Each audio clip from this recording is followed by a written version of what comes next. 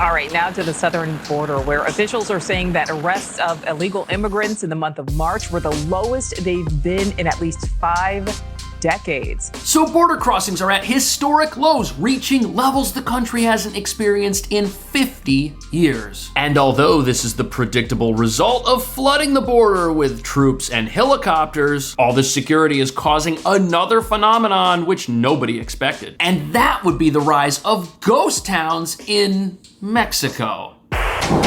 It looks kind of empty. Usually you can hear kids running around in there. This shelter has capacity for about 140 people, but right now there's only 40 here.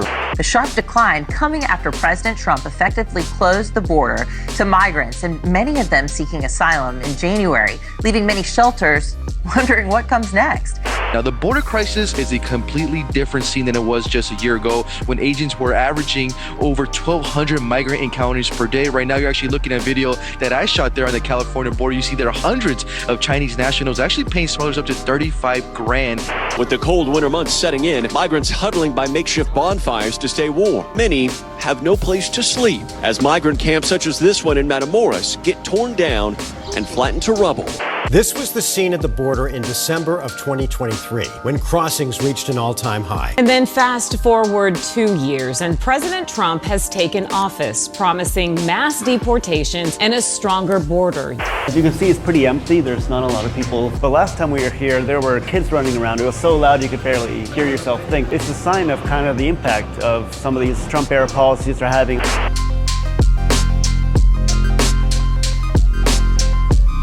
Look, this is incredible. One of the busiest routes into the US is now being called a ghost town. This was the area a year ago, and now, look, that's the same parking lot. There's nobody there. But what nobody's talking about is that if closing the border creates this kind of ripple effect south of it, the entire asylum crisis has likely been overblown big time. And for the last 2 years, the mainstream narrative behind the asylum crisis may not have been 100% accurate. After all, Americans were told millions of people were fleeing dangerous conditions in their home countries. However, we're now learning that because of a new president, many people who were on their way here have decided to turn around and head back, leading to abandoned and vacant shelter facilities throughout Mexico. And it's not just Mexico. Every single stop along the way to the US border is now as quiet as a church on Saturday. And parts of the world previously flooded with visitors are now essentially empty as there are no visitors. There's nobody to shelter as the thousands who used to stay in places like this have completely vanished. And that brings us to the real reason US troop activity at the border is creating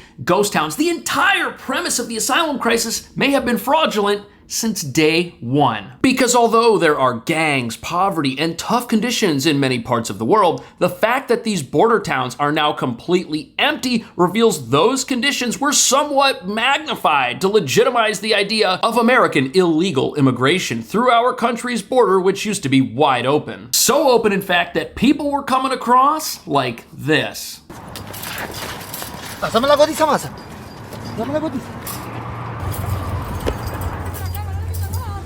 People used to just make a hole in the wall or the fence and just come on through, but you can't do that anymore. Which is why people are now fleeing the southern border, as well as many cities and towns just south of it, which are now ghost towns, except for a few visitors with a very strange past, who, as you're about to see, speak a language the operators of these facilities haven't heard in years. So this shelter has capacity for about 140 people. But right now, there's only 40 here right now. But last time we were here, there were kids running around. It was so loud you could barely hear yourself think. They were playing soccer, they were playing with trucks. One interesting thing that Father Pat told us was that he started hearing English in the shelter again, which is a sign that the deportees are folks who have spent the majority of their lives.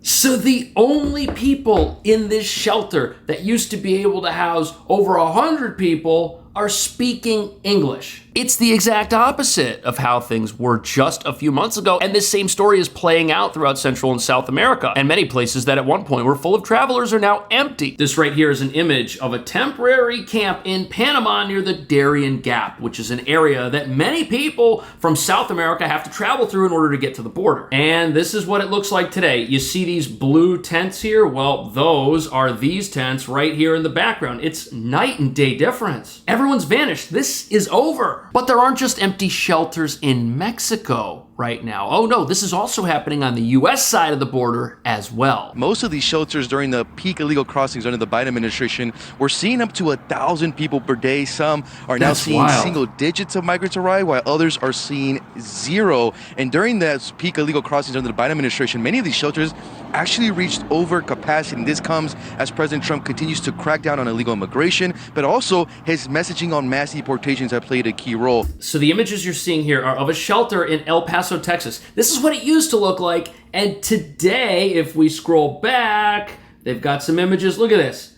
Empty beds. Apparently this is the same place and there's nobody there. But here's what you need to understand. The images of overcrowded shelters in the United States and Mexico gave progressive activists the photos and media they'd need to prove to America that we were dealing with an unstoppable humanitarian crisis, which was so big and so large that closing the border was impossible. And we were told that even if President Trump got elected and tried to shut the border, there would be so many people fleeing their home countries that they'd still get through and that he couldn't do it. Yet now, for some reason, nobody's getting through and there's nobody on the Mexican side of the border waiting for an appointment or for their asylum case to finish. And as bad as things might be in some people's home countries, if they had nowhere to go, they would still be in those shelters that are just south of the US border. And this would be a legitimate humanitarian crisis, but wait until you hear who was paying to operate those shelters in the first place, which are now empty. It looks kind of empty. Usually you can hear kids running around in there.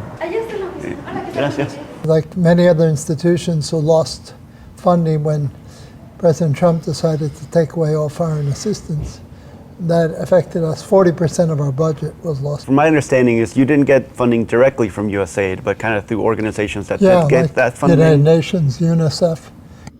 So these guys were getting funding for their shelter to help people from the US government through USAID and from the United Nations. Think about that. Foreign entities were funding these shelters, again, under the auspices of helping those who had nowhere to go right south of the US border. And some people are saying that this made the entire asylum crisis seem worse than it actually was, and also may have attracted people to seek asylum in America in the first place because they knew they'd get help along the way. And critics point out that the fact that these places are now pretty much empty, many of the folks in them weren't actually facing asylum circumstances, which in most cases dictate that one cannot return to their country of origin without suffering great harm. But as expected, less people waiting on the Mexican side of the border now means there will be less pressure on the border itself and all the security measures there, which is part of the reason why illegal crossing attempts are now 90% lower than they were just a year ago and the lowest they've been in 50 years. That arrests of illegal immigrants in the month of March were the lowest they've been in at least 5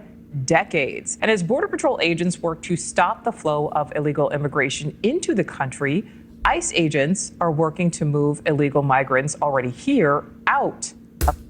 How many of you remember being under the impression that there was no way something like this was going to happen, that the US was dealing with an existential circumstance too big for any country to handle? But now the reality is more people are leaving America than are trying to enter it. And as we just learned, the majority of people in shelters in Mexico with nowhere to go, those are people who spend enough time in America where they are relatively fluent in English. And those are the people who need a temporary place to stay and help figuring out where to go next. And everybody that was coming to these places isn't there because they've had a place to go next. They've had another option. And they've now left and returned to places many Americans were led to believe were so bad nobody could live there. But now the question is, if the border was open for 2 years, just how many people could be inside the country right now that ICE is looking for and has to try and remove? Now, they've also arrested at least 113 individuals since January 20th. Now, this all comes as DHS data that we exclusively obtained via sources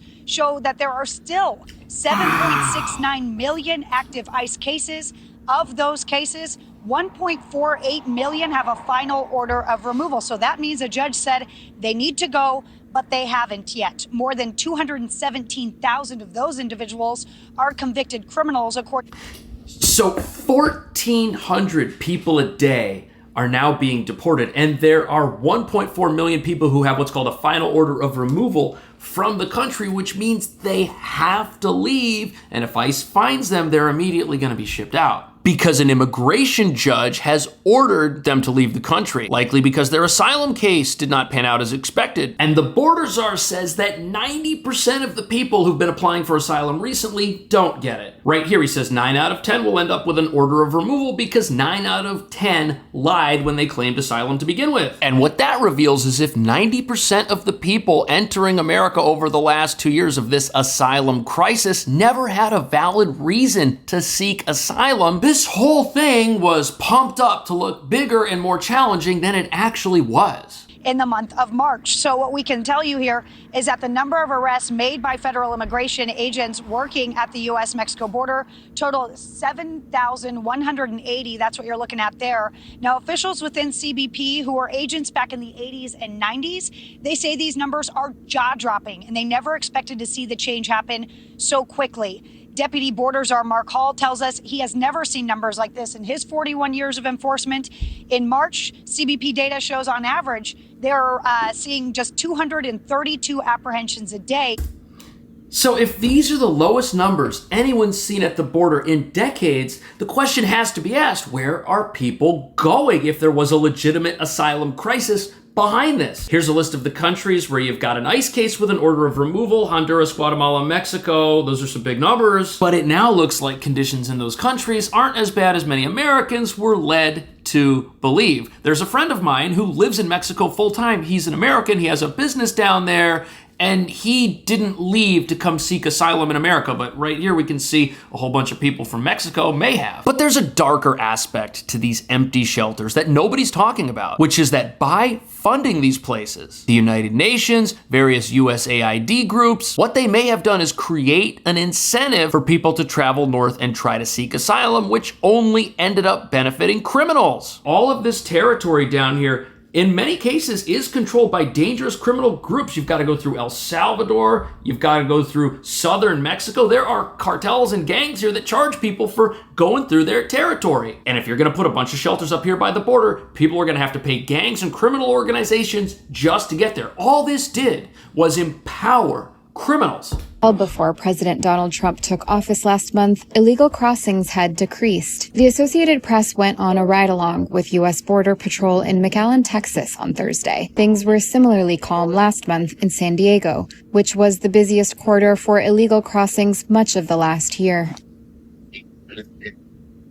Look at that. There's the border wall. It's completely empty. There's nobody even near it. There's not a soul in sight. And that's a good thing because it means the criminals who were winning aren't winning anymore. Their business is being shut down. And the only reason they had this business was because millions of people were led to believe that the door was open for them to come to America and that they were going to get help every single step along the way. And after they got to the border, they were being released into the United States and allowed to remain here while their asylum case played out. That's not happening anymore. And with the border czar saying that 9 out of 10 people who claim asylum are probably going to get denied because their claims are fraudulent, it makes it look like people were told to lie or told to say that they were seeking asylum for a non-asylum related purpose. You want to see what real asylum looks like? This famous hockey player had to seek asylum from the Soviet Union in the 80s. People from the United States affiliated with the Buffalo Sabres, the team that drafted him, had to hide from the KGB in Sweden after they picked him up at his hotel. This says they drove around the Swedish countryside for several days using aliases. But look at this, the Soviet hockey team was part of the Red Army and all of the players were officers in their army, and this guy was considered not only a defector but a deserter, and that's a harsh penalty if you get caught. You can't go back to Soviet Russia if you're a deserter and expect anything good to happen. This guy didn't have a country to return to. And you know what? Some of the people who've been granted asylum over the last 2 years, they didn't have countries to return to either. But it sure looks like many of us have been led to believe